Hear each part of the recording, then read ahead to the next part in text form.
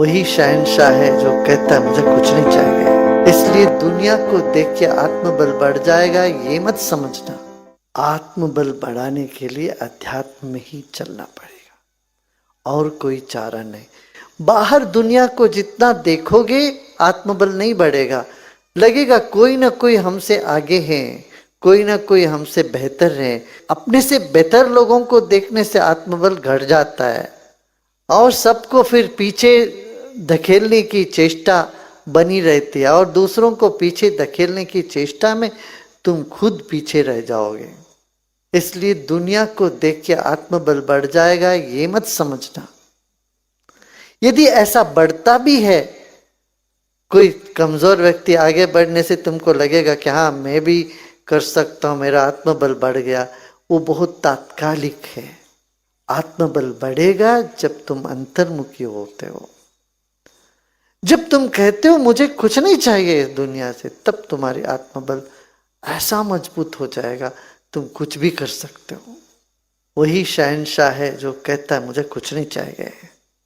पर ये कहते हो गुरुदेव आप तो कह सकते हैं, हम सब संसार के लोग हैं, हम कैसे कहेंगे ये सब कुछ नहीं चाहिए, कैसे कहेंगे। अब यहाँ से उठ के जाते तो अभी तो है लॉन्ड्री करना है, फिर कल दुकान में जाना है, रेशन खरीदना है, बिल भरना है, ये करना वो कर। भाई ये सब करो, करते रहो, तुम्हें जो तुम्हारी जरूरत है वो सब पूरी होती रहेगी। अभी तक पूरा हुआ कि नहीं, देखो पूरा हुआ है, अब तक सब काम हुआ है। इसका मतलब तुम योजनाएं नहीं बनाओ, ये नहीं बोल रहा हूं, योजनाएं बनाओ, मगर वो चाह में डूब न जाना। थोड़ी थोड़ी देर तो सोचो, ठीक है ये सब हमारी चाह को, हमारी जरूरतें पूरी करने के लिए कोई तो है, ये विश्वास होने पर वो चाह उठता भी है, उठते ही वो पूरा भी होने का मार्ग खुल जाता है, होता रहता वो तो। यदि हम चाह को दिल के अंतराल में बिठा देते हैं वो हमको दुख देता है, और चाह बादल जैसे ऊपर ऊपर आके निकलता रहे तो फिर छांव मिलता है उससे, वो जो होता है उन्हें दे। अपनी निष्ठा बढ़ाने के लिए बार बार, अपना बल बढ़ाने के लिए बार बार तुमको ये कहना पड़ेगा मुझे कुछ नहीं चाहिए इस दुनिया से, मैं अपना कर्तव्य निभाऊंगा, जो भी मुझे करना है वो सब मैं करूंगा, युक्ति से करूंगा, बेवकूफी से नहीं, अहंकार से नहीं।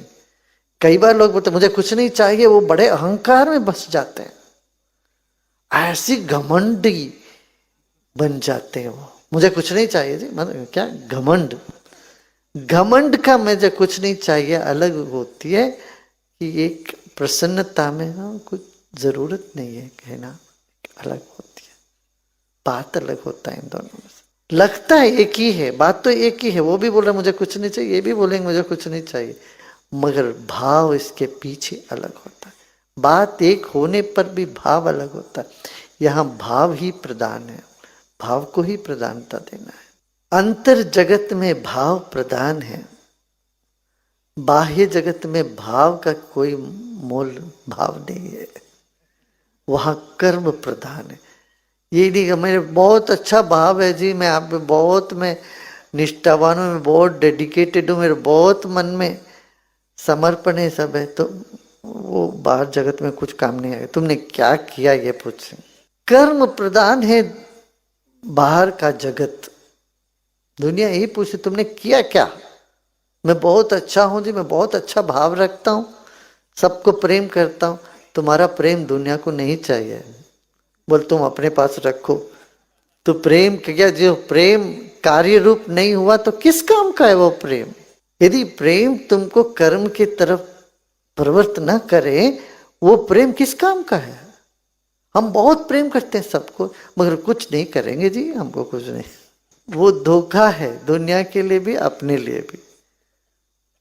इसे समाज चाहते तो क्या किया, कर्म, कर्म प्रधान है, और जितना कर्म करते रहो तुम्हारा भाव सूख गया, तुम्हारा भाव नहीं है भीतर, तब भगवान नहीं मानेंगे तुमको, वो अध्यात्म जगत में फिर स्थान नहीं है।